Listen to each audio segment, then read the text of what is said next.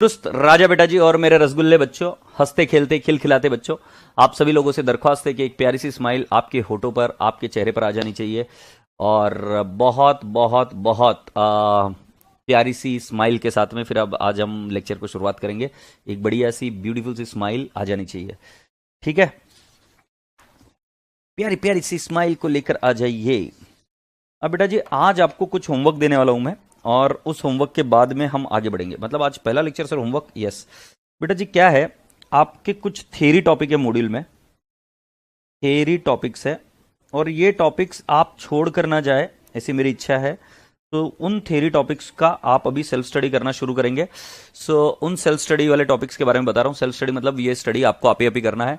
और मैं ऐसा मान के चलता हूँ कि बचपन से आपको जो पढ़ाया जा रहा है उसके अंदर पढ़ना लिखना पढ़ाया जा रहा है, और थ्योरी टॉपिक्स ऐसे होते हैं कि जिसको पढ़ लिख कर आप चीजें समझ सकते हो। तो आज जो मैं टॉपिक आपको होमवर्क देने जा रहा हूं वो है capital and revenue expenditure. Capital plus revenue expenditure, right. इस टॉपिक के अंदर आपको पूरा थ्योरी पढ़ना है मॉड्यूल का थ्योरी पढ़ने के बाद में इसके जितने भी क्वेश्चन और आंसर्स है उन सभी के आंसर्स आपको देखने हैं मॉड्यूल के इसका हिसाब से, ठीक है? ये बहुत ज्यादा जरूरी है और आप सभी बच्चों को ये पढ़ना है, मतलब पढ़ना है। दूसरा टॉपिक आपको पढ़ना है कॉन्टिंजेंट असेट्स एंड लाइबिलिटीज। तो बेटा जी अभी हम क्या कर रहे हैं, क्या स्ट्रेटेजी फॉलो कर रहे हैं कि इन टॉपिक्स को पढ़कर खत्म कर देंगे। और ये टॉपिक ऐसे खत्म नहीं करना है। अगर तुम सही में योद्धा बनना चाहते हो और सही में जीतना चाहते हो, और पिछले अटेम्प्ट के मुकाबले अगर तुम ये सोचते हो कि तुम्हारे इसके अंदर बहुत भारी मात्रा में इंप्रूवमेंट हुआ और उसके बेसिस पर ही आप आगे बढ़ोगे लाइफ में, सो मैं आपको बता रहा हूं कि इन दोनों टॉपिक के मेरे को आप बच्चों से चाहिए होंगे चार्ट। आप चार्ट बनाओगे तभी मुझे समझ में आएगा कि भाई जी आपने पढ़ाई की है, क्योंकि बिना चार्ट बनाए तो आप बोल दो कि हाँ मैंने ये पढ़ लिया है, बट वो पढ़ाई नहीं है। तो बेटा जी मैं आपसे अपेक्षा करूंगा कि आप इन सभी चीजों के चार्ट्स बनाओगे। तो प्रिया अग्रवाल ये पहली लड़की जो है इसने बोला है कि हाँ कि वो चार्ट बनाने वाली है, और अगर गधेड़ी कल चार्ट बनाकर नहीं आई तो आज मैं आपको वचन दे रहा हूं कि अपन जाएंगे इसके घर में और इसको परमानेंट टैटू बनवा कर आएंगे मिलकर, और उसके पापा मम्मी को कन्विंस करेंगे कि टैटू बना दीजिए परमानेंट गधेड़ी बोलकर, और बनाकर लिख कर आएंगे, ठीक है? ऑलराइट। क्योंकि क्या है, बेचारे गरीब बच्चे, मिस्टर ड्यूड बराबर बोल रहा है बेचारा, छोटा सा प्यारा सा नन्ना मुन्ना बच्चा बोल रहा है कि अरे सर क्या है अभी आपने बोला नहीं और इसके पहले तो किकिर किकिर किकिर चालू हो गया, होमवर्क हो गया बोलकर। ठीक है, कल मैंने आपको एक होमवर्क दिया था क्वेश्चन, कल मैंने आपको एक क्वेश्चन दिया था। कौन सा क्वेश्चन होमवर्क दिया था बेटा जी? Question number 4। ये होमवर्क अभी जो दे रहा हूं उसके पीछे कारण बताता हूं मैं आपको, होमवर्क क्यों दे रहा हूं। बेटा जब इंपॉर्टेंट टॉपिक्स थे तब मुझे काम नहीं करना था, अभी मैंने ये होमवर्क दिया है तो अब आपको दिक्कत आएगी लास्ट में कंप्लीट करते हो। तब मैं हूं ना, तब मैं इन चीजों को सॉल्व करा दूंगा। अगर आपको कहीं पर भी प्रॉब्लम आई, एरर आया, तो आप मुझे पूछ सकते हो लाइव बैच में, और मैं आपको बता दूंगा कि भाई इसको कैसे सॉर्ट आउट करना है, ठीक है? और रिवीजन बैच है तो इसके बेसिस पर आप ये बात तो मानकर चलते हो कि यू विल नॉट बी, ये बात तो मैं मानकर चलता हूं कि आप काय काय म्हणतो तुम्हें कि रिवीजन बैच के लिए आके चले हो, तो आप ये बात तो मानकर चलते हो कि बेटा जी इसमें सेल्फ स्टडी पर भी उतना का उतना ही इंपॉर्टेंस आपको देना पड़ता है। तो बेटा जी क्वेश्चन नंबर 4 होमवर्क था, और आपके मुताबिक क्वेश्चन नंबर 21 भी होमवर्क था। तो ठीक है, सो हम इन दोनों ही प्रश्नों के बारे में हम चेक कर लेते हैं। अच्छा, आप मुझे बोल रहे हो तबला मास्टर जी, मुझे बोल रहे हो तुम्हारा नाम तबला मास्टर क्यों है भाई? तो तुम मुझे बोल रहे हो कि सर मीडिया ऑन करिए। ठीक है बेटा जी, मीडिया ऑन कर दिया ताकि मुझे तुम्हारा थोड़ा सा प्रेजेंटेशन भी पता चले कि तुम क्या कर रहे हो, क्या गुल खिला रहे हो।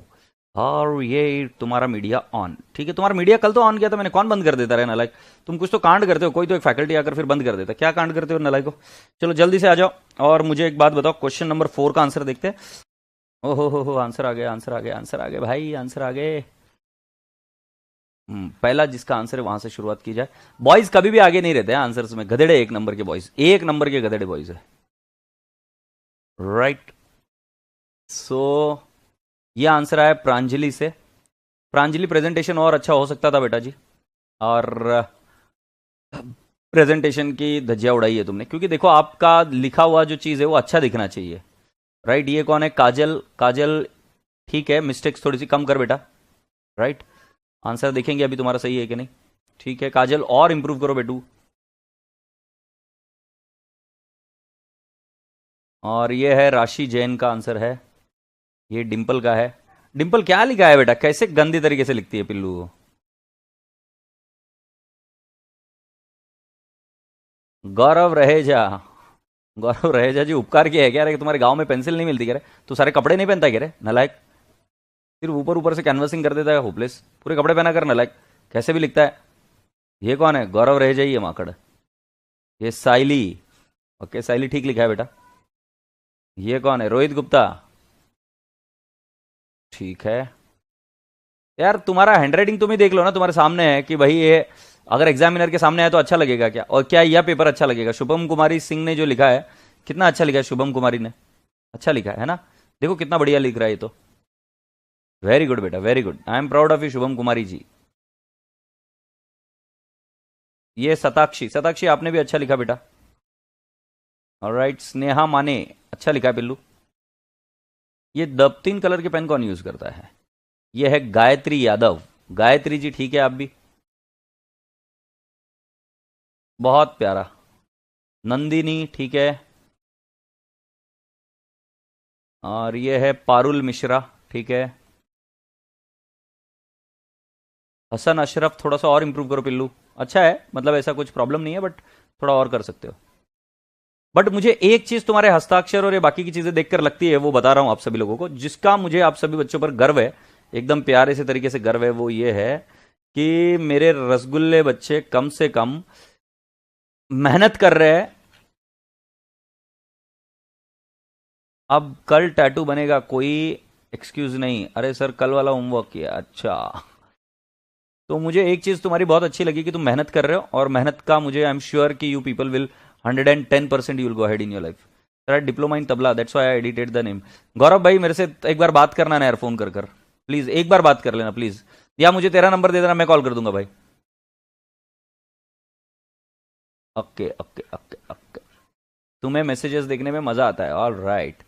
सर मेरी होमवर्क की प्रेजेंटेशन कैसी है? राशि जैन, मैंने अभी आंसर्स दे रहा था मैं, तो उसके बेसिस पर समझ लो, बट आप मेहनत कर रहे हो, ये मुझे बहुत अच्छा लगा बेटा जी। अब एक बार क्वेश्चन नंबर कौन सा वाला, फोर्थ का आंसर आप देख लीजिए। फोर्थ के आंसर के बाद में आप सभी बच्चों से दरख्वास्त होगी कि आप मुझे इसका आंसर बताना, कौन सा वाला फोर्थ का आंसर हो जाए। So then I would expect you to give me the answer of May 21। ये मैं सॉल्व नहीं करूंगा, फोर्थ का आंसर मैं दिखा देता हूं, और जो ये वाला पेपर है उसका आंसर आप मुझे बताओगे, कौन सा वाला है? जनवरी 2021 का जो पेपर है वो आप मुझे बताएंगे। सर मैंने टेबल नहीं बनाई थी इस क्वेश्चन में, नहीं चलेगा प्रिया, नहीं नहीं चलेगा, नहीं चलेगा। और ये फालतू के क्वेश्चन पूछा ना तो इधर से भाला डालेगा नालायक, माकड़, तो गुस्सा दिलाते हो ना नालायक। मुझे एक बात बताओ, तुम क्या पूछ रहे हो, मतलब पता है क्या, पढ़ाई के मामले में ऐसे क्वेश्चन क्यों पूछते हो कि सर ये मतलब टेबल पूरा नहीं बनाया तो चलेगा क्या? तुम मुझे बात बताओ, तुम जब वॉशरूम में जाते हो तो पूरा करके आते हो कि ऐसे ही आ जाते हो? This is not the way यार, you have to complete completely. ये गुंडी कौन है यार, इतना प्यारा प्यारा लिखकर, और कहां पे गई गुंडी? ये देखो, ये है स्नेहा माने, अच्छा लिखा है काफी, राइट। अभी आपको आंसर बताऊंगा इसका, बट पहले करते हैं। तो बेटा जी एंट्री देख लीजिए, bank account debit to equity share application 8,40,000 अपेक्षा करता हूं कि ये एंट्री आपकी सही रही होगी। फिर उसके बाद में नेक्स्ट, बेटा जी इसमें बिना टेबल के नहीं चलेगा, आई रिपीट बिना टेबल के नहीं चलेगा, you have to have table, I tell you clearly. क्योंकि बेटा जी working note should form part of your answer, वो आंसर आपने कैसे डिराइव किया ये बताना बहुत ज्यादा जरूरी है। और फिर बेटा जी नेक्स्ट एंट्री थी equity share application to equity share capital to equity share allotment, इन्होंने ये एंट्री कंबाइन की है। आपने यदि एंट्री ऐसी की होगी, कंबाइन किया और फिर बैंक में रिफंड किया 1,80,000, अगर आप ध्यान से देख रहे हो तो इन्होंने कॉलम नंबर के रेफरेंसेस दिए, तो आपको भी वैसे कॉलम नंबर के रेफरेंसेस देने पड़ेंगे। कोई क्वेरी होगी तो मुझे पूछ लेना, मैं वेट कर रहा हूं आपका। और फिर बेटा जी equity share allotment to equity share capital to securities premium, agreed. और राजा बेटा जी bank account debit to equity share allotment account, ये पैसा जब मिलेगा तो आपको पैसा कम मिलेगा, ये बात ध्यान रखना। और equity share final call account debit to equity share capital account, right, ये पैसा ड्यू कराया। और फिर बेटा जी bank account debit to equity share final call account, और इसी के साथ आपका एंट्री खत्म हो जाएगा। और इस तरीके से उन्होंने टेबल बनाया, और टेबल आपका बनाना बहुत ज्यादा जरूरी है, इस तरीके से मैं बता रहा हूं।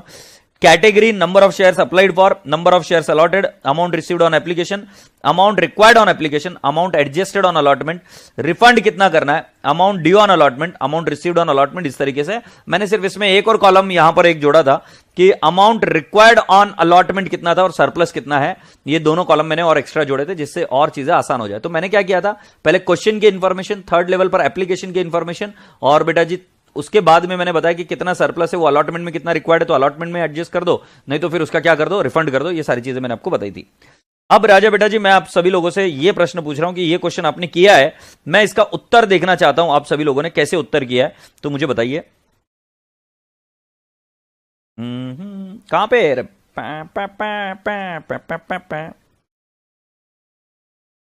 यस 11th क्वेश्चन का आंसर बेटा जी मैं आपसे चाहूंगा। मीनवाइल मैं क्वेश्चन पढ़ता हूं, सो आप वापस से एक बार अगर इमेज भेज पाए तो बहुत बढ़िया हो जाएगा। तो मैं आपको बताता हूं, A limited is a company with an authorised share capital of 1 lakh in equity shares of 10 each, of which 6 lakh shares have been issued and fully paid up on 31st March 2020। इसका कुछ भी नहीं करना है बेटा जी, you have to do absolutely nothing। बेटा जी मुझे यहां पर कुछ तो मेरे स्टाफ से वापस प्रिंटिंग मिस्टेक लग रही है, ये इतना अमाउंट नहीं है। The company proposes to make further issue of 1,35,000। हालांकि इस लाइन का हमें एंट्री नहीं करनी, बट ये एंट्री गलत है क्योंकि 1 लाख अगर ऑथराइज्ड है तो बेटा जी 6 लाख शेयर्स उसमें से कैसे इश्यू होंगे, राइट। 1 लाख इंटू 10, ये कुछ तो प्रिंटिंग मिस्टेक है बेटा जी, इसको इग्नोर करो, इस लाइन को पूरा इग्नोर करो। The company proposes to make further issue of 1,35,000 of this what I can से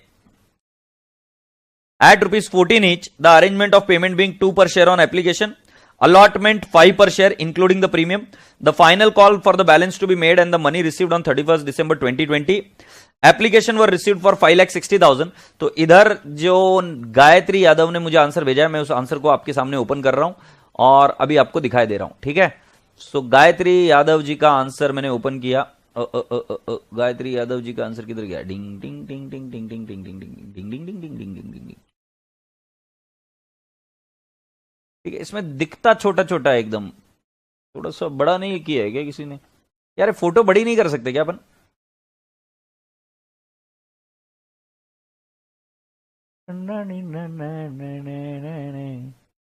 ये कौन सा वाला फोटो था, मालूम कैसे पड़ेगा? हाँ ठीक है भाई जी, किसी का बड़ा हुआ लिखा हुआ है क्या फोटो? जय का ट्राई करें भाई साहब, इसने तो और कमाल कर दिया, तांडव मचा दिया है।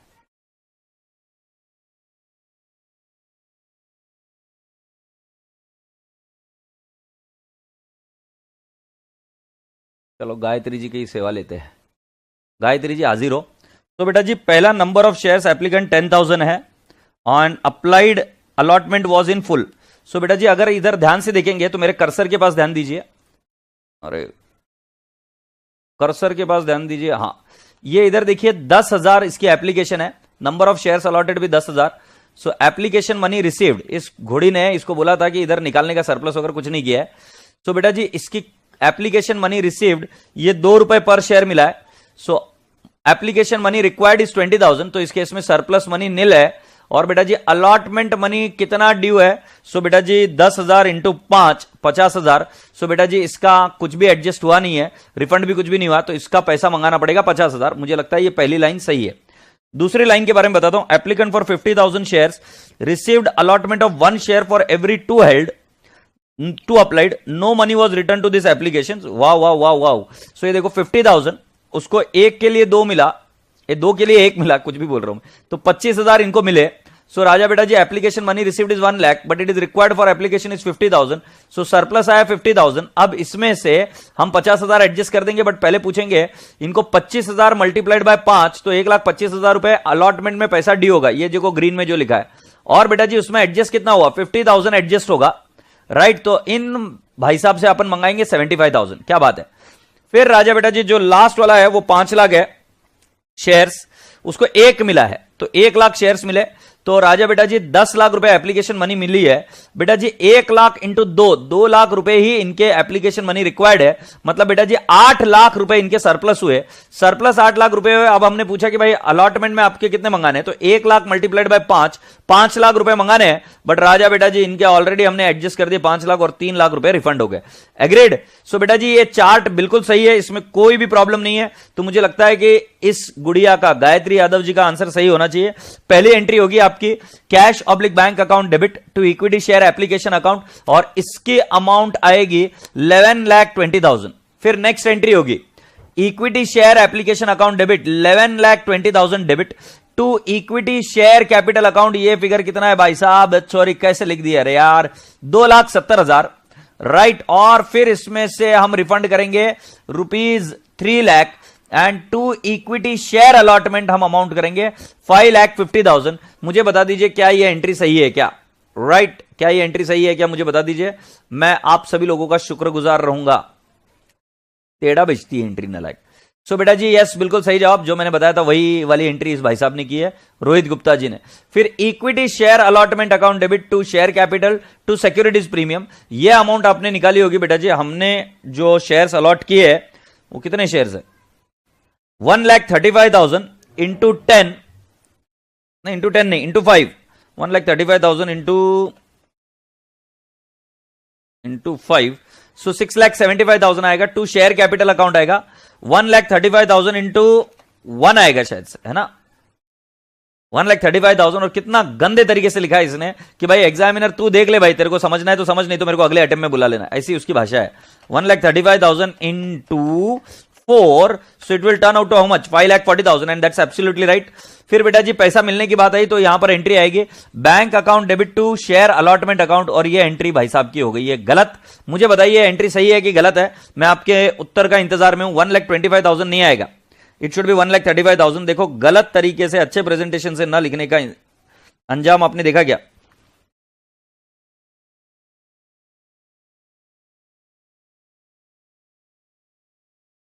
मुझे लगता है ये एंट्री गलत है,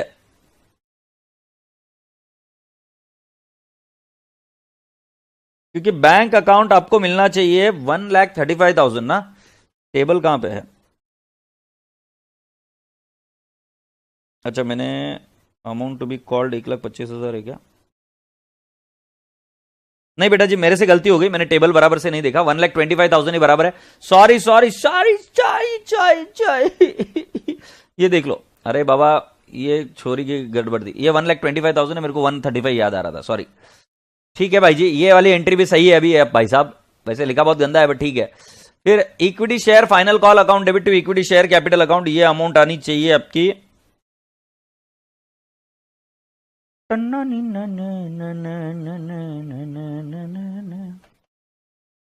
7 रुपए आने चाहिए। सो बेटा जी 1,35,000 इंटू 7, 9,45,000 बिल्कुल सही जवाब एंट्री। और bank account debit to equity share final call account 9,45,000। अरे बाबू मोशाय रोहित भाई सब कुछ सही है, एंट्री भी सही है, बट सिर्फ प्रॉब्लम एक ही है कि तुम लिखते बराबर नहीं हो, ये एकदम गंधेड़े के जैसे लिखते हो, राइट। तो ठीक है बेटा जी, मैं भी आपकी चीजों से सहमत हूं कि वही चीज आनी चाहिए, और बहुत बढ़िया। सो इस तरीके से हमारा ये वाला क्वेश्चन भी समाप्त हो गया। कौन सा, 11th। अब हम आपसे अगली चीज बात करेंगे। एक होता है कॉल्स इन अरियर्स और एक होता है calls in advance. Calls in arrears और कॉल्स इन एडवांस क्या होता है मैं आपको बता दूं। What is calls in arrears and calls in advance, let me explain you. तो आप सभी बच्चों को थ्योरी में आना पड़ेगा इधर। यदि कोई व्यक्ति पैसा लेट दे और कोई व्यक्ति पैसा जल्दी दे, तो राजा बेटा जी उसमें तो सीधी सीधी बात है, अगर कोई व्यक्ति पैसा लेट दे तो उससे हमको क्या मंगाना पड़ता है बेटा जी, इंटरेस्ट मंगाना पड़ता है कॉल्स इन अरियर्स पर। और यदि कोई व्यक्ति पैसा एडवांस में दे दे, जल्दी दे दे, तो हम उसको क्या देते बेटा जी, इंटरेस्ट देते, उसको बोलते कॉल्स इन एडवांस। सो राजा बेटा जी आप इधर आइए और कॉल्स इन अरियर्स और कॉल्स इन एडवांस के बारे में थोड़ा सा हम पढ़ते हैं। ये रहा,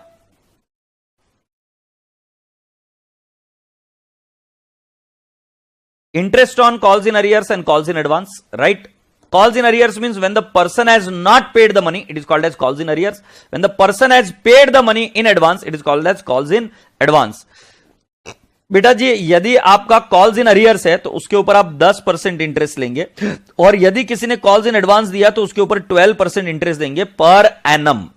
वापिस रिपीट करता हूं, कॉल्स इन अरियर्स पर कम है आपको 10% इंटरेस्ट चार्ज करेगी कंपनी, यदि कॉल्स इन एडवांस है तो 12% पर एनम आपको इंटरेस्ट देना है, मतलब कंपनी आपको इंटरेस्ट देगी।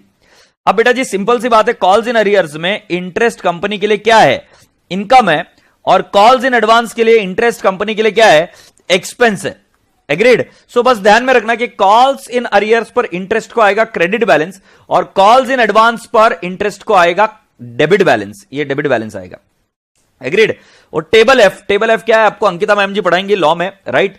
ये जो आर्टिकल्स ऑफ एसोसिएशन होता है उसका एक क्या बोलते हैं उसको, एक मॉडल आर्टिकल्स ऑफ एसोसिएशन होता है जो कंपनीज एक्ट में दिए होते हैं, उसको टेबल एफ बोलते हैं, और टेबल एफ द्वारा ये चीज बताई गई 10% और 12% पर एनम। अब बेटा जी इधर आ जाइए, ये पढ़ना है तो पढ़ना आप घर पर। अब इधर आ जाइए, interest receivable on calls in arrears. तो बेटा जी मैंने आपको पहले ही बताया था कि ये इनकम है, so share holders account debit to interest on calls in arrears account, right. जो इंटरेस्ट मिलना है उसकी एंट्री हम क्या करेंगे भाई जी, किनसे पैसा मिलना है, तो जिन्होंने पैसा नहीं दिया वो है share holder to interest on calls in arrears, और bank account debit to share holders account. I repeat, entries bank account debit to share holders account. और interest on calls in advance की एंट्री क्या आएगी, interest on calls in advance account debit to share holders account. और राजा बेटा जी payment की entry आएगी share holders to bank account. मैं आपको और एक चीज बता दूं, interest on calls in advance will get transfer to P&L account debit side, और interest on calls in arrears will get transfer to P&L account credit side. यदि आपको कोई क्वेरी होगी तो मुझे पूछ लीजिए, और नहीं क्वेरी है तो फिर बेटा जी मुझे आपको बताना पड़ेगा 2 क्वेश्चन।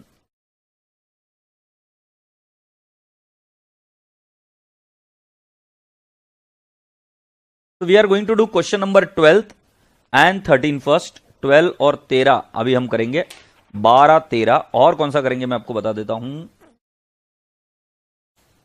हम करेंगे क्वेश्चन नंबर 7 भी, 12 13 और 7 भी।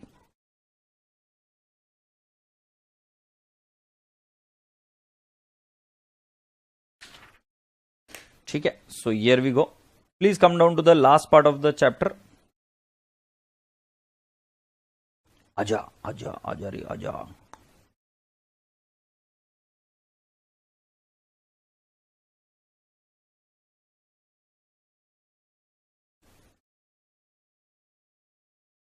अच्छा पहले हम कर लेते बेटा जी क्वेश्चन नंबर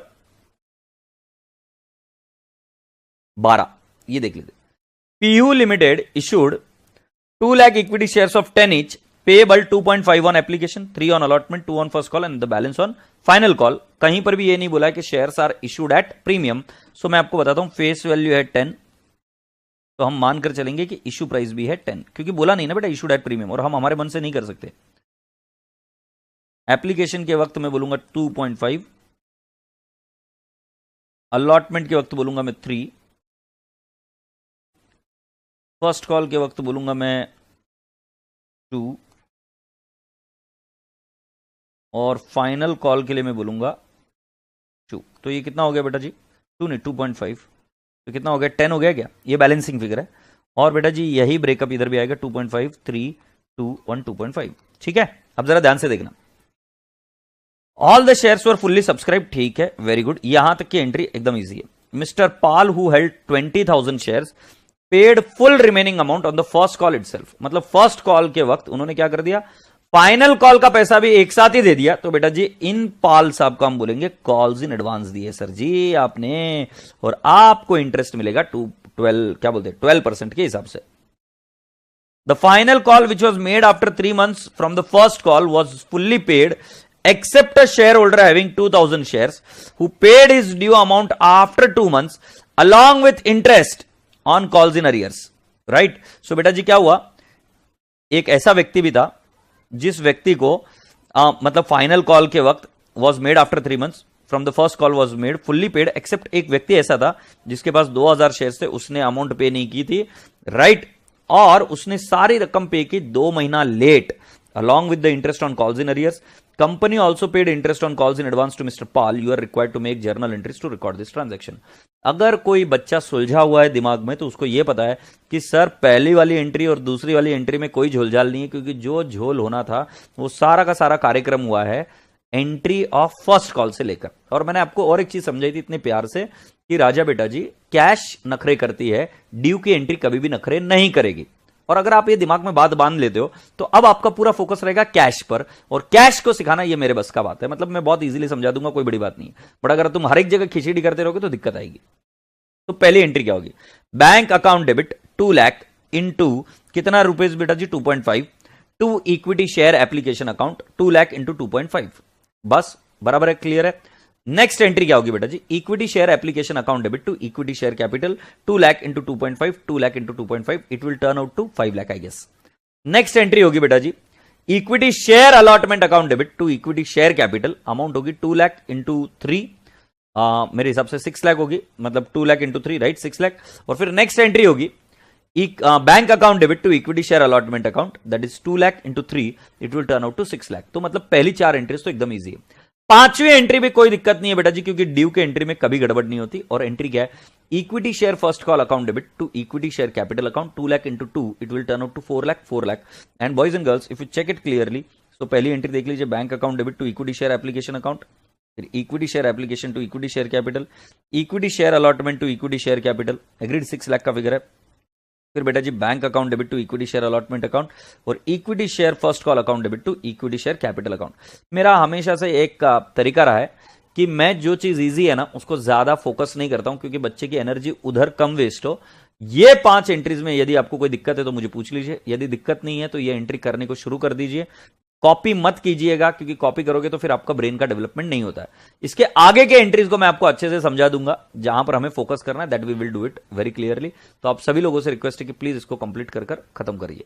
यहां तक 5 एंट्रीज पहले आप खत्म करिए, मतलब कम से कम कुछ मार्क्स तो मिलने ही मिलने, तय है बात।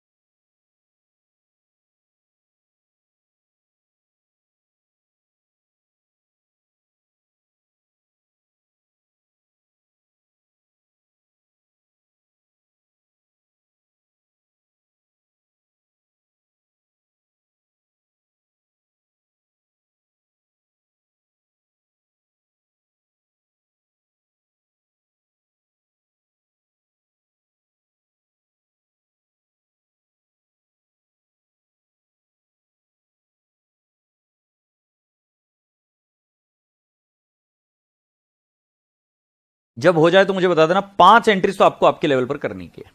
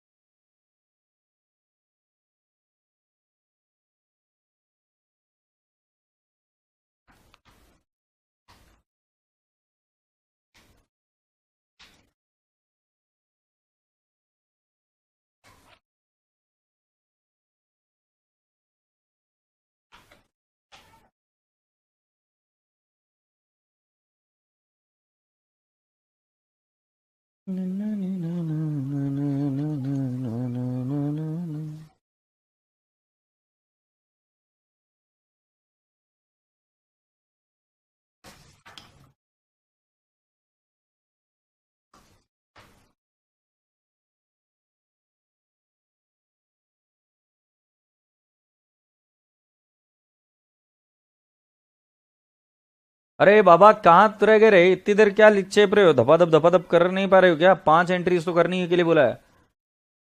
प्रिया अग्रवाल जी का है डन सर। बाकी के नालायक को कहां पे रह गए रे गधेड़ो?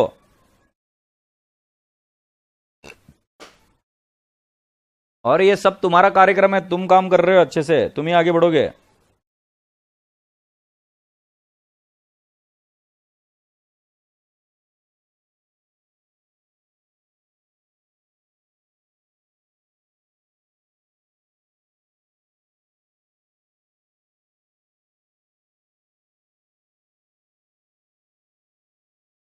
Alright done done done done done done done done done done done done done done done done okay. तो अभी मेरी बात ध्यान से सुनो, मैं क्या बता रहा हूं बेटा जी। अब क्या हुआ, हमने ड्यू की एंट्री कर दी, बट बेटा जी जब हमको पैसे मिलना था तो पाल साहब ने क्या किया कि उन्होंने 20,000 शेयर्स के कुछ एक्स्ट्रा पैसे भर दिए। तो बेटा जी मैं क्या बोल रहा हूं, आपको पैसे कितने आने चाहिए थे? एकदम इज्जत से बात करेंगे तो मैं बता रहा हूं 4 लाख रुपए सर आने चाहिए थे। मतलब फर्स्ट कॉल के 4 लाख रुपए आने चाहिए थे, 2 लाख मल्टीप्लाइड बाय 2। मैं क्या बोल रहा हूं, और पैसे कितने आ गए? सो मैंने कहा जी 20,000 मल्टीप्लाइड बाय 2.5 और आ गए सर। 2.5 कहां से लिए? एकदम सिंपल सी बात है बेटा जी, फाइनल कॉल 2.5 के हिसाब से और एक्स्ट्रा आ गए। यस और नो? तो 2.5 एक्स्ट्रा आ गए तो बेटा जी हम क्या करेंगे, हम सिंपल से बोल देंगे, ये देखो इधर 4 लाख प्लस 2 लाख इंटू 2.5, तो हमें कैश बैंक जो नखरे करती है वो तो पता चल गया। 20,000 इंटू 2.5 कितना आ जाएगा बेटा जी? 50,000। तो 4,50,000 रुपीज आए। बट बेटा जी हम कहेंगे इक्विटी शेयर फर्स्ट कॉल का उसमें से कितना है, कितना है बेटा जी? 4,50,000। हमारी एंट्री होगी cash oblique bank 4,50,000, right. To equity share first call, equity share first call can I not write down, ये 4 लाख ही रहेगा, क्योंकि इसका शॉर्टकट मैंने क्या बताया, ये नखरे नहीं करता, कैश ऑब्लिक बैंक करती है। इसका मैंने इसका शॉर्टकट क्या बताया था? अलॉटेड इनटू आईपी, और बचा हुआ पैसा जो एडवांस में है उसको हम बोलेंगे कॉल्स इन एडवांस। और ये कॉल्स इन एडवांस कितना है? 50,000 कॉल्स इन एडवांस है। एग्रीड?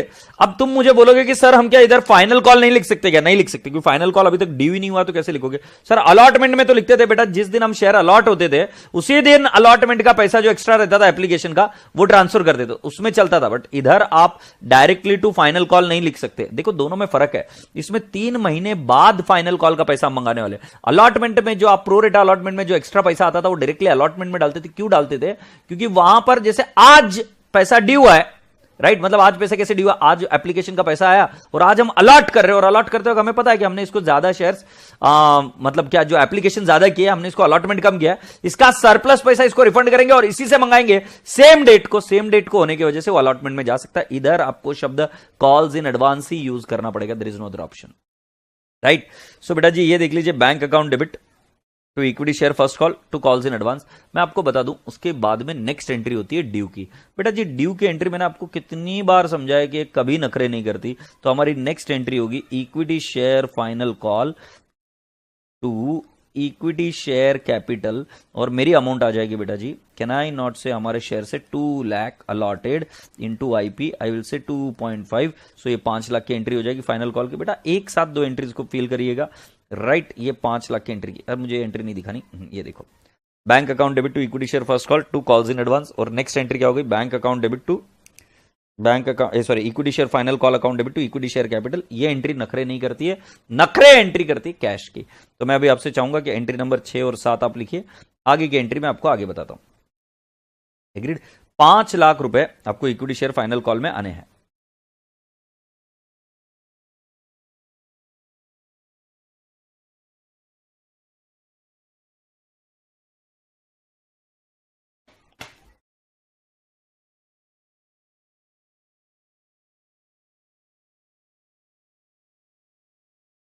बेटा मेरे को आपसे एक और दरख्वास्त है कि इस रिवीजन बैच के बुकलेट में कहीं जगह पे मिस्टेक हुई थी क्वेश्चंस की, तो वो मिस्टेक्स अगर आप मुझे भेज पाएंगे कि जहां जहां पर आपने दुरुस्त करके रखा था, मैंने बोला था कि इधर मिस्टेक हुई है, तो अगर वो मिस्टेक मुझे भेज पाएंगे तो बहुत बढ़िया होगा। अनफॉर्चुनेटली मैंने कहीं जगह पे लिखना भूल गया मैं, तो अगर आप मुझे उतनी सहायता कर देंगे तो नेक्स्ट बैच के लिए वो इंप्रूव हो जाएगा and I will be able to do it, including अगर कोई रिपीटेड प्रॉब्लम रही होगी तो।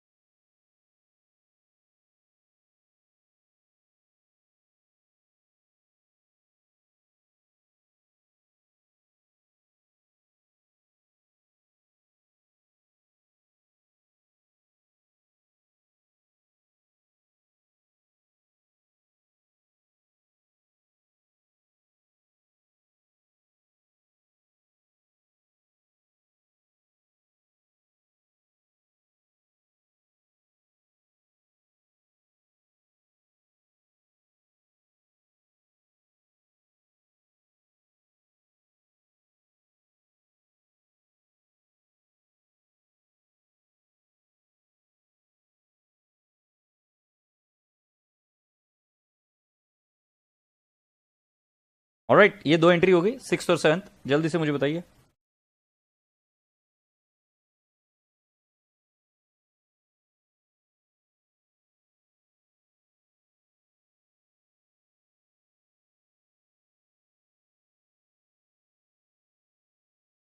ऑलराइट, अब जरा ध्यान से देखना बेटा जी, इस एंट्री को ध्यान से देखो। 5 लाख रुपए अपने को आने चाहिए ऐसा अपन बोल रहे हैं, बराबर है। तो अब मैं एंट्री नेक्स्ट जो है आपके सामने करूंगा। तो बेटा जी मैंने बताया था कैश नखरे करती, कैश से पूछो क्या नखरे करना चाहती, तो कैश बोलती कैश अकाउंट डेबिट। तो बोलते कि 5 लाख रुपए आने वाले थे, मैंने बोला हाँ 5 लाख रुपए आने वाले थे, उसमें से पाल साहब ने 50,000 रुपए पहले ही दे दिए थे, अब वो दोबारा नहीं देंगे, याद करो पाल साहब ने 50,000 रुपए दे दिए थे। और इस बार एक और व्यक्ति ने कांड कर दिया। कौन सा व्यक्ति है वो नालायक, जिसके पास 2,000 शेयर थे। 2,000 शेयर वाला व्यक्ति बोलता है कि मैं पैसे नहीं दूंगा, उसने पैसे नहीं दिए। 2,000 multiplied by, I tell you 2.5, so 2,000 multiplied by 2.5 कितना आ जाता बेटा जी, याद मेरे हिसाब से 10,000 नहीं 5,000, सॉरी 5,000 माइनस कर दे तो कैश तो इतनी आई, राइट। ये पाल के है और ये जिसने नहीं दिए वो वाले। सो बेटा जी 5 लाख माइनस 50,000, 4,50,000 और 4,50,000 minus 5,000, so the answer is 4,45,000। Agreed. अब बेटा जी हम यहां पर लिखेंगे to equity share first call account, sorry final call account. Final call की अमाउंट चेंज नहीं हो सकती बेटा जी। फाइनल कॉल की अमाउंट कितनी रहेगी बेटा जी, it will remain 5 lakh only, क्योंकि मैंने बताया ये नखरे नहीं करती। अब बेटा जी हम इधर क्या बोलेंगे, कॉल्स इन एडवांस है, बट कॉल्स इन एडवांस को क्रेडिट बैलेंस है, ये कभी ना कभी तो रिवर्स करने पड़ेंगे ना। तो अब इसका टाइम आ गया, इसको रिवर्स करो। 3 महीने बाद इसको हम रिवर्स करेंगे और कहेंगे कि भाई जी तुम इक्विटी शेयर फाइनल कॉल का पैसा आ गया है।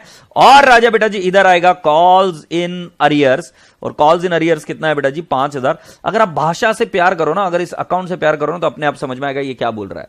ये बोल रहा है कि सर जी कैश नखरे करती है। सो कैश ने नखरे किए, कितने से कैश ने नखरे किए।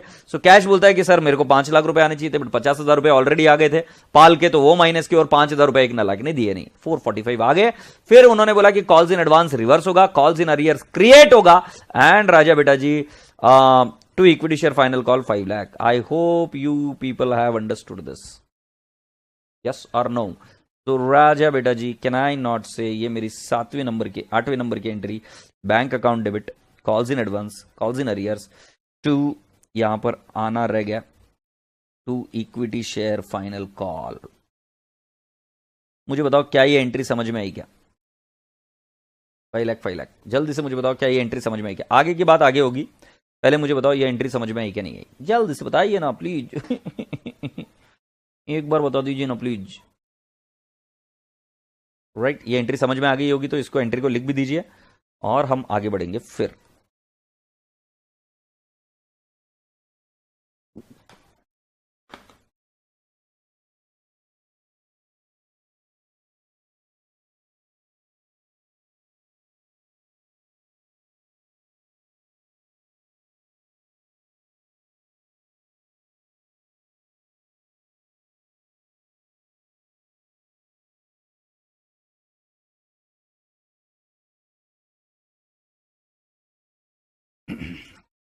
चलो ये हो जाने के बाद में वापस एक बार डन कर देना, तो फिर हम आगे बढ़ेंगे।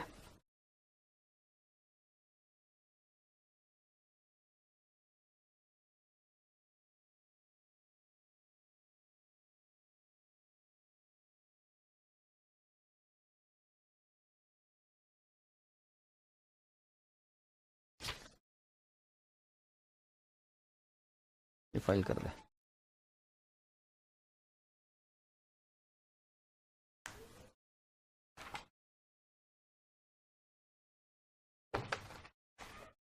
ये ले, ये ले, ले।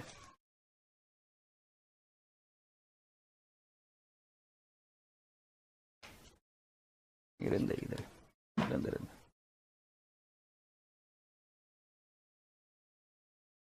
Done, very good. अब मैं आपको बता रहा हूं, ये वो समय है जब कॉल्स इन एडवांस का पैसा आपने एडजस्ट कर दिया है। कॉल्स इन एडवांस का पैसा आपने एडजस्ट कर दिया है।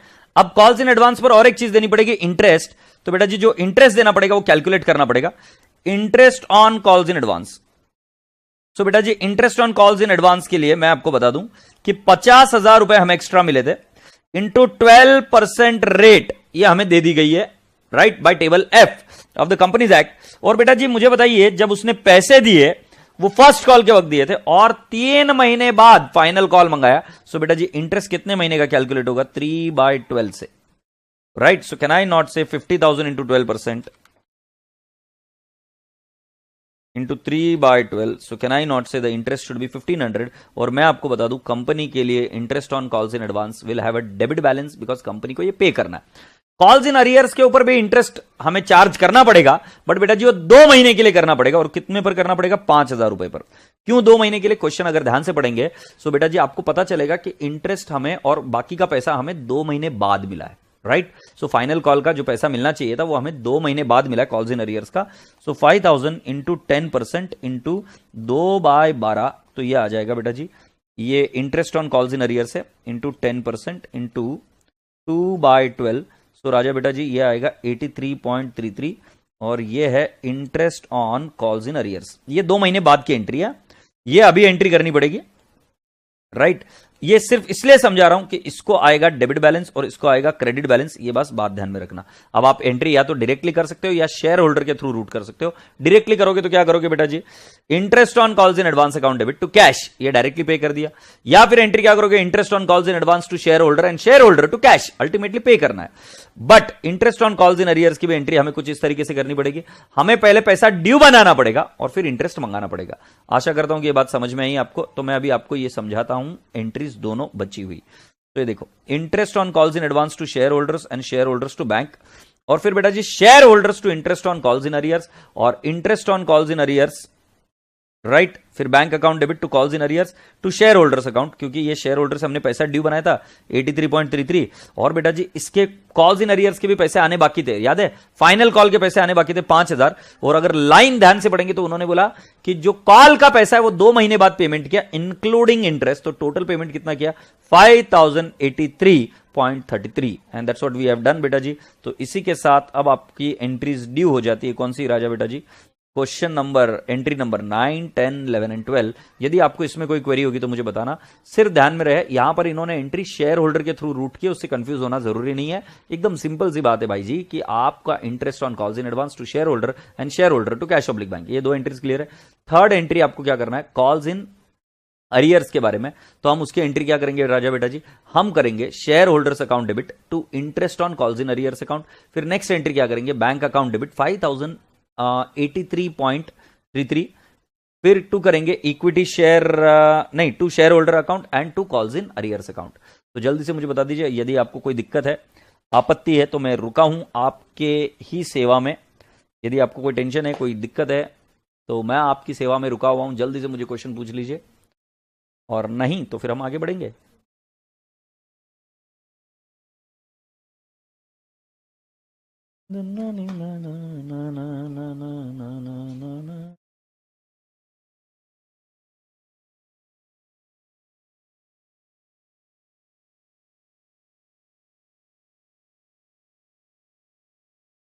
सर हम इंटरेस्ट हमेशा लास्ट में चार्ज करेंगे क्या? नहीं, ये गलत बात है। इंटरेस्ट कब चार्ज करेंगे? कि जब उसका कॉल्स इन एडवांस किसके स्वरूप का है? जैसे फॉर एग्जांपल इधर interest on calls in advance ये फाइनल कॉल में था, है ना बेटा, तो फाइनल कॉल में इसको interest on calls in advance charge करेंगे। बट अगर ये मान लो फर्स्ट कॉल में होता, मतलब मान लो अलॉटमेंट के वक्त ही पैसा एक्स्ट्रा मिल जाता, तो तुम बोलोगे कि मैं फाइनल कॉल के वक्त करूंगी, नहीं, तब आपको interest on calls in advance करना पड़ता फर्स्ट कॉल के वक्त।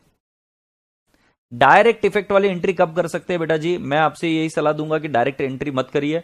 डायरेक्ट एंट्री का इंपैक्ट वही है, सेम टू सेम है, बट मार्क्स कटते चले जाएंगे तो अच्छा नहीं है।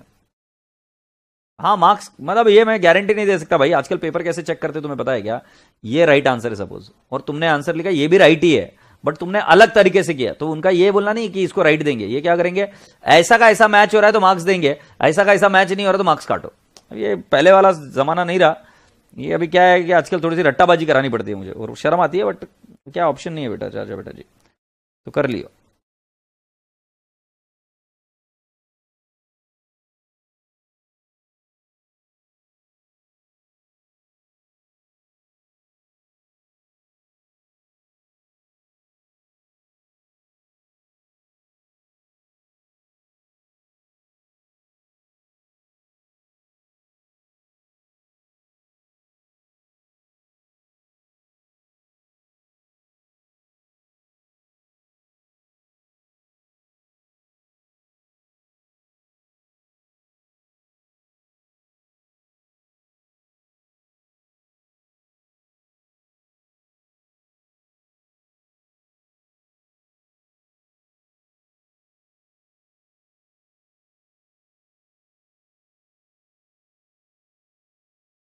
सर वर्किंग दिखाओ ना, वर्किंग तो इतनी सी पिल्लू, क्या इसमें वर्किंग दिखाओ, ये ले वर्किंग कर ले कॉपी धपाधप, एक वर्किंग नहीं कैलकुलेट कर पा रहे ना लायक।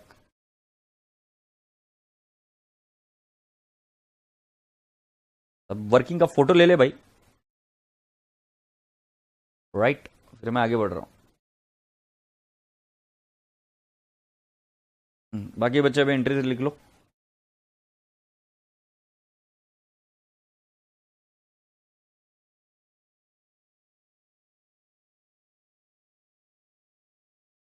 अच्छा मुझे एक बात बताओ कि मेरे सॉल्व करने से आप पास होंगे या आपके सॉल्व करने से आप पास होंगे? भले मिस्टेक हो जाए, बट अगर वो मिस्टेक दुरुस्त हो जाए तो आप पास होंगे, राइट? तो बेटा फास्ट ट्रैक बैच में मैं हमेशा ये कोशिश करता हूं कि बच्चों से ये करवाने की कोशिश करूं, भले ही थोड़ा बहुत उसमें टाइम ज्यादा चला जाए, but it is always good that you should solve it on your own, right, ताकि उससे एप्लीकेशन ऑफ कॉन्सेप्ट समझ में आया कि नहीं है पता चलता है।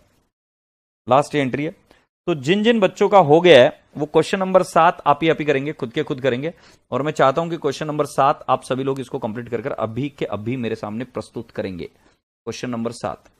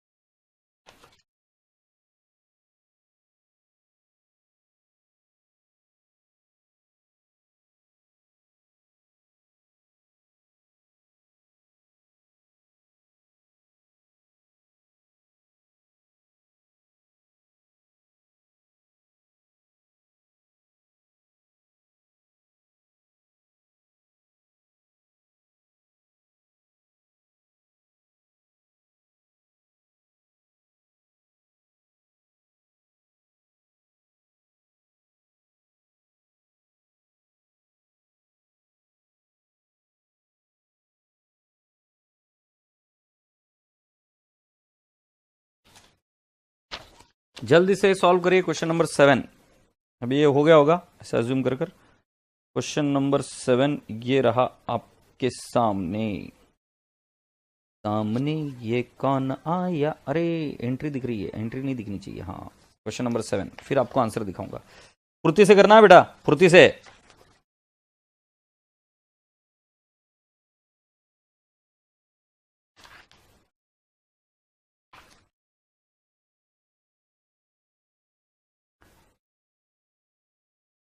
अरे मैंने टाइम नहीं लगाया, इसको टाइम लगा देते, क्योंकि फिर तुम कितना भी टाइम लोगे तो फिर अच्छी बात नहीं ना। मैं इसको 8 मिनट लगा रहा हूं बेटा जी।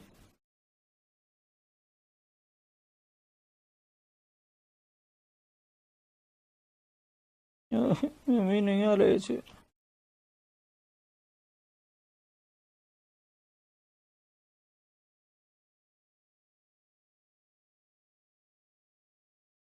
मिनट लग चुके हैं। करो बेटा। ओ हो, आदित्य जी ने कौन सा क्वेश्चन भेज दिया? Question number 7, पैंडी। इतना फास्ट, इतना फास्ट तो मैं चेक ही नहीं कर पाऊंगा ना, लाइक। चलो बाकी के बच्चे तुम सॉल्व करो, क्विक।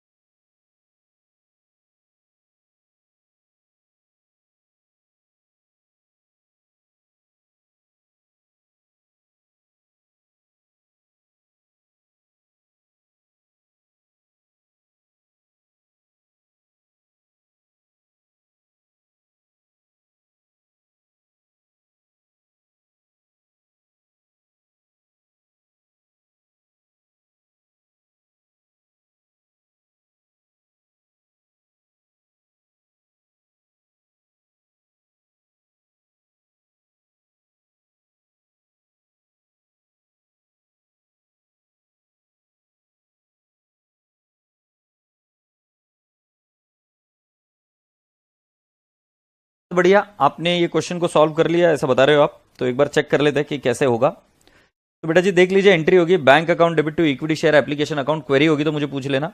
25,000 और जहां तक मैं देख पा रहा हूं मिहिर व्यास जी ने भी यही एंट्री की है।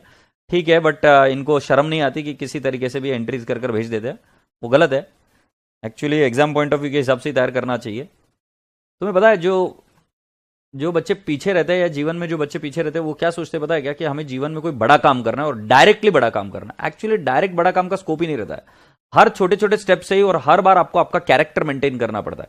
हर बार आपको वही क्या बोलते हैं उसको, डेस्परेटनेस या वही सिंसियरिटी दिखानी पड़ती है कि जब आप घर पर हो या कहीं बाहर हो, उससे कोई फर्क नहीं पड़ता है। तो जब आप कभी आईआईटी या आईआईएम से पास हुए हुए लोगों के बारे में सुनेंगे करेंगे तो वो हर छोटी छोटी चीज पर हमेशा से ध्यान रखते हैं और तब जाके वो आगे बढ़ते हैं। तो जब आप इस तरीके से लिखने की कोशिश करते हो और आपको लगता है कि आप फास्ट कर बहुत बड़ा काम किया, तो मेरे हिसाब से आप मूर्ख से और कोई कम नहीं हो, क्योंकि आपको पता है कि बेटा जी सारे बच्चे पास नहीं होने वाले। तो यहां पर तो जितना अच्छे से लिखे, फास्ट लिखने में किसने मना किया, बड़ा अच्छे से लिखो ना, ये कौन सा तरीका हुआ है? This is wrong way. मैं इस चीज को बिल्कुल समर्थन नहीं करता ना सपोर्ट करता हूं। तो आपका आंसर सही भी होगा तो मैं अगर आपका पेपर चेक कर रहा हूं तो मैं मार्क्स नहीं दूंगा। Equity share application account debit to equity share capital और equity share allotment account debit to equity share capital, ये 30,000 है। फिर नेक्स्ट एंट्री है bank account debit to equity share allotment account, ये 30,000 है। और equity share first call account debit to equity share capital account, that is again 20,000 है।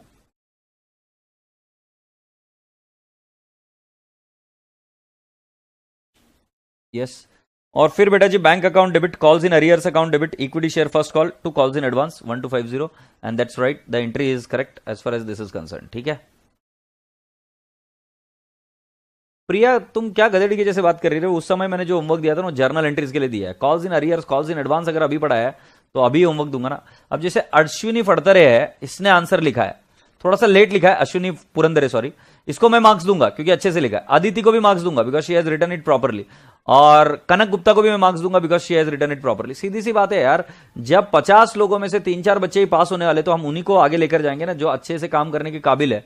जो आदमी ऑर्गेनाइज नहीं है उसको कैसे मार्क्स देंगे यार? और मेरी छोड़ो यार, तुम भी अगर अपने आप को मार्क्स देने की कोशिश करोगे तो तुम खुद भी नहीं दे पाओगे। जिसका प्रेजेंटेशन अच्छा है उसी को दोगे। राइट राजा बेटा जी, अब मेरी बात ध्यान से सुनिए। इसका बैलेंस शीट का प्रेजेंटेशन आपको बता देता हूं थोड़ा सा। बैलेंस शीट का प्रेजेंटेशन कैसे होता है, और ये आपको थोड़ा सा और सेल्फ स्टडी करके देखना पड़ेगा, और लॉ में भी आपका ये पार्ट कवर कराया जाएगा। पहले लिखा जाता है ऑथोराइज्ड, फिर लिखा जाता है सब्सक्राइब्ड, राइट, ऑथोराइज सब्सक्राइब्ड, और फिर लिखा जाता है कॉल्ड अप।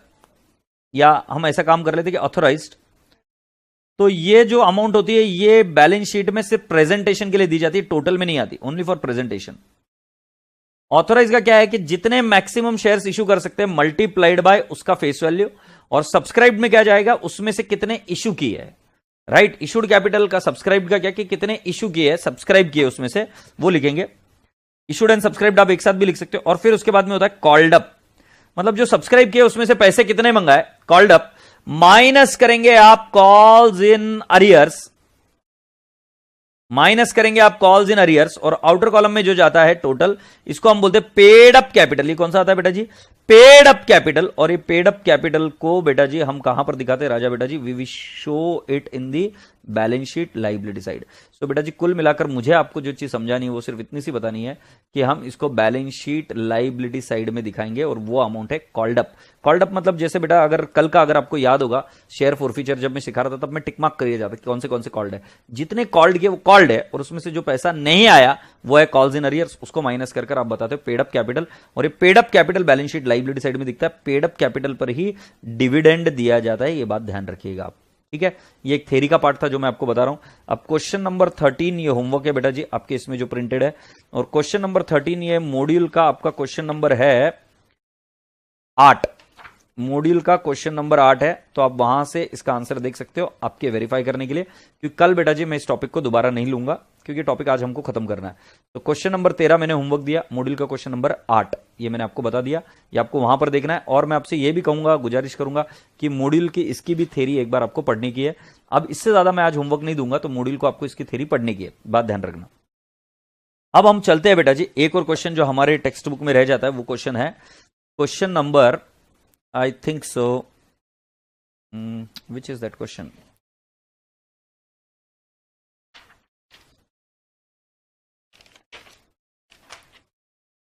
ओ, क्वेश्चन नहीं बचा है तो मैं तुमको ओरली बता देता हूं, या फिर ठीक है डिबेंचर टॉपिक में बता देंगे, ठीक है। सो राजा बेटा जी, अब आपका समय हो चला है कि हमारा शेयर कैपिटल का जो चैप्टर है वो खत्म हो चुका है। आई रिपीट, शेयर कैपिटल का जो टॉपिक है वो खत्म हो चुका है। इसके अंदर थेरी पार्ट पेंडिंग है, और मैं आप सभी बच्चों से कहा, मतलब रिक्वेस्ट करूंगा कि आप प्लीज इस थेरी को अच्छे से पढ़िएगा और थेरी को पढ़कर वापस रेडी हो जाइएगा, ठीक है। अब हम बेटा जी एक 10 मिनट का ब्रेक लेंगे। अभी समय हो चला 6:07। कंपनी फाइनल अकाउंट हमारा खत्म हो गया। अब हम 10 मिनट का ब्रेक लेंगे और फिर उसके बाद में हम डिबेंचर वाला टॉपिक शुरू करेंगे, और डिबेंचर वाला टॉपिक शुरू कर कर उसको लगातार पढ़ते पढ़ते उसको खत्म करेंगे, ठीक है। सो इसी के साथ शॉर्ट टर्म के लिए 10 मिनट के लिए मैं आपको बाय बोल रहा हूं। 10 मिनट के बाद में आपको उस साइड में वापस कैच करूंगा, ठीक है। सो खुदा हाफिज, take care, God bless you all, bye.